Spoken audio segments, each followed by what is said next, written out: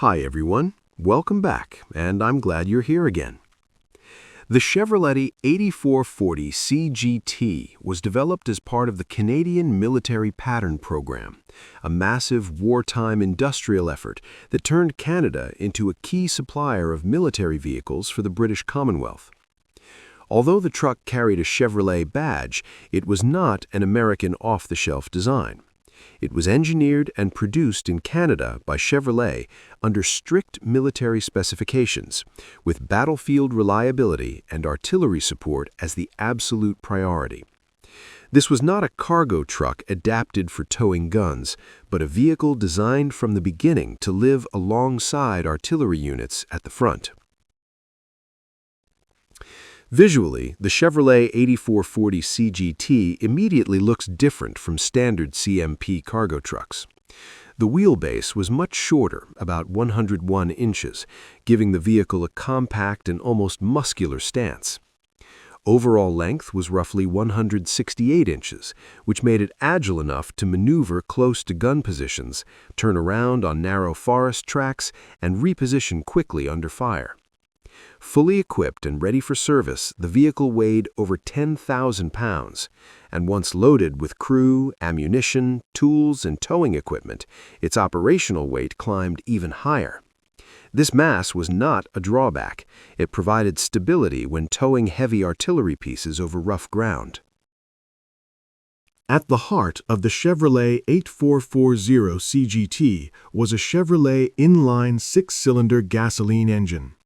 This was a naturally aspirated, overhead valve inline-six with a displacement of 216 cubic inches. Power output was around 85 horsepower, which might sound modest, but horsepower was never the key metric for this vehicle.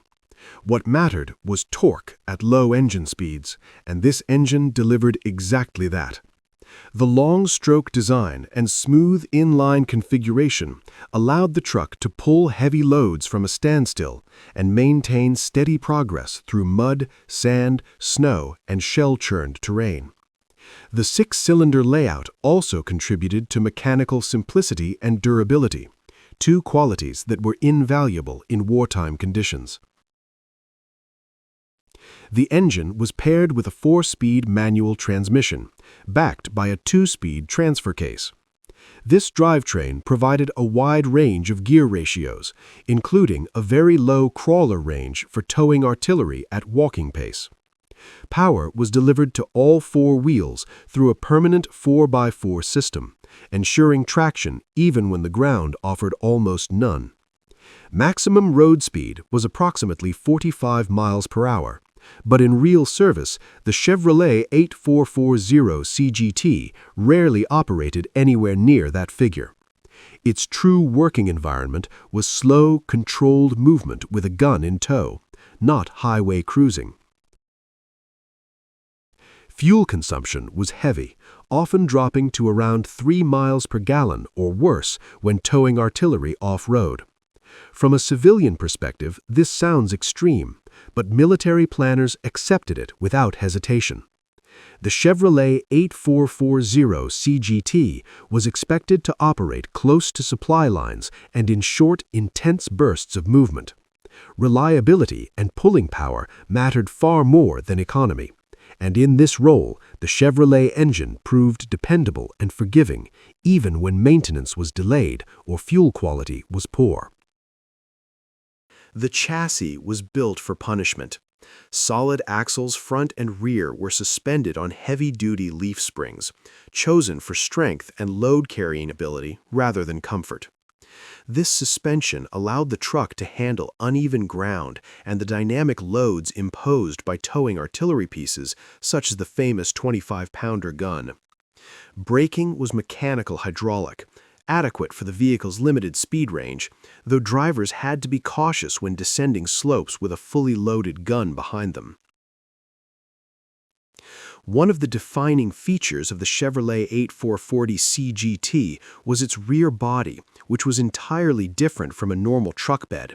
Instead of open cargo space, the vehicle carried a fully enclosed artillery body. Inside, bench seating ran along the sides for the gun crew, while racks and compartments held shells, propellant charges, tools, towing gear, and spare parts.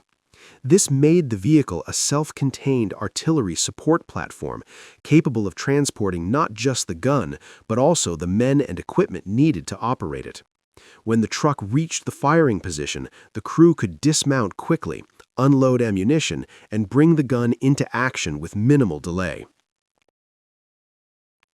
The cab followed standard CMP design principles: flat panels, minimal curves, and a vertical windshield. This boxy appearance was not stylistic, but practical. Flat steel panels were easier to manufacture, easier to repair, and easier to replace in the field. The driving position placed the driver close to the front axle, which improved precision when maneuvering, but came at the cost of comfort. Noise levels were high, insulation was minimal, and heat from the engine could become intense, but visibility was good, and controls were straightforward. In service, the Chevrolet 8440 CGT proved itself across multiple theaters of war. It was used extensively by British and Commonwealth artillery units in North Africa, Italy, Northwest Europe, and beyond. In desert conditions, its four-wheel drive and short wheelbase allowed it to traverse soft sand where longer vehicles struggled. In European mud and snow, its weight and traction gave it an advantage over lighter trucks. Artillery crews came to trust the Chevrolet 8440 CGT as a dependable workhorse that could get guns into position under almost any conditions. After the war, many Chevrolet 8440 CGTs were sold off as surplus. Some found civilian roles in forestry, construction, and heavy hauling, where their rugged design continued to serve well. Others were scrapped, worn out after years of hard service.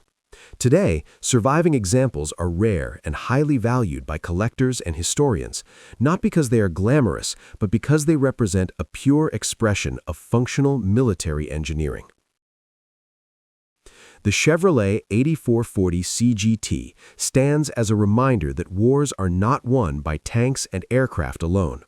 Behind every artillery piece was a vehicle like this, hauling guns, carrying crews, and enduring conditions that few civilian machines could survive. It was not elegant, not fast, and not comfortable, but it was exactly what it needed to be. If you enjoy these deep, technically detailed stories about rare military vehicles, don't forget to subscribe, leave a like, and share the video. Your support helps keep these machines and their stories alive.